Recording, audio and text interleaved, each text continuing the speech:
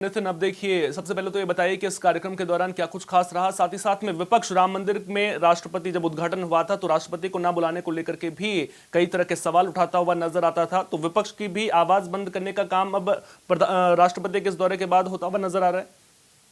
हाँ, देखिए बिल्कुल एक बड़ा दौरा था और दौरे के साथ साथ ये है कि इसमें कई सारे धार्मिक अनुष्ठान हुए, क्योंकि ये कहा गया था कि जब राम मंदिर का प्राण प्रतिष्ठा हुई या ध्वजारोहण का कार्यक्रम हुआ था तो उसमें राष्ट्रपति को नहीं बुलाया गया था और विपक्ष की तरफ से ये कहा गया था कि राष्ट्रपति की जो जाति है, इस जाति की वजह से ही उनको इन कार्यक्रमों में नहीं बुलाया गया। लेकिन अब उन सारी सवालों के जवाब उत्तर प्रदेश के मुख्यमंत्री योगी आदित्यनाथ और मौजूदा बीजेपी सरकार ने दिया है और राष्ट्रपति द्रौपदी मुर्मू को अयोध्या में बुलवा करके उनसे कुछ धार्मिक अनुष्ठान और धार्मिक कार्यक्रम भी करवाए गए हैं जो आज सारी दुनिया के सामने हैं। और साफ तौर पर हिंदू नववर्ष के मौके पर अयोध्या में आज राम मंदिर में श्री राम यंत्र की स्थापना की गई। वैदिक मंत्रोपचार के बीच राष्ट्रपति द्रौपदी मुर्मू ने 150 किलोग्राम के जो श्री राम का जो यंत्र है उसकी पूजा अर्चना की और इसकी स्थापना की है। और इसके अलावा श्री राम जो यंत्र है उसकी स्थापना का ये जो कार्यक्रम है वो शुभ अभिजीत मुहूर्त में हुआ है।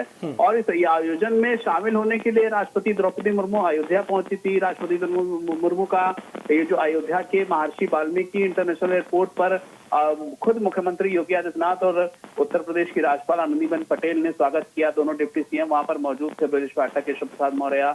और उसके बाद सड़क मार्ग से राम मंदिर के लिए राष्ट्रपति रवाना हुई और वहां पर करीब 4 घंटे तक ये कार्यक्रम अयोध्या में रहा। अलग अलग तरह की पूजा अर्चना की, दर्शन भी उन्होंने राम मंदिर में किए। और उसके बाद जो मंत्रोपचार के साथ जो जिस चीज के लिए राष्ट्रपति द्रौपदी मुर्मू आई थी 150 किलोग्राम के श्री राम यंत्र की पूजा अर्चना करने के बाद उसकी भी स्थापना की गई। तो ये बहुत अहम दिन था आज अयोध्या वासियों के लिए और खुद राष्ट्रपति वहां पर मौजूद थी, उत्तर प्रदेश के मुख्यमंत्री, डिप्टी सीएम, राज्यपाल आनंदीबेन पटेल, वो सभी लोग वहां पर मौजूद थे। और सभी को जो विपक्ष के लोग हैं उनको ये जवाब दिया गया कि उत्तर प्रदेश में जो जात को लेकर के जिस तरह से विपक्ष ने मौजूदा सरकार को घेरने की कोशिश की थी और ये कहा था कि द्रौपदी मुर्मू की जो पिछड़े वर्ग से वो आती हैं, इस वजह से उनको इन पूजाओं में नहीं बुलवाया गया था। लेकिन आज उनको बुला करके अलग से कुछ ऐसे प्रमुख अनुष्ठान कराए गए हैं जिससे सबका जो सवाल थे उनके जवाब जो है वो मिल गए हैं। और अब ये जो कार्यक्रम है इसी तरह से चलते रहेंगे। कल राष्ट्रपति द्रौपदी मुर्मू मथुरा के लिए भी रवाना होंगी, वहां पर भी कई सारे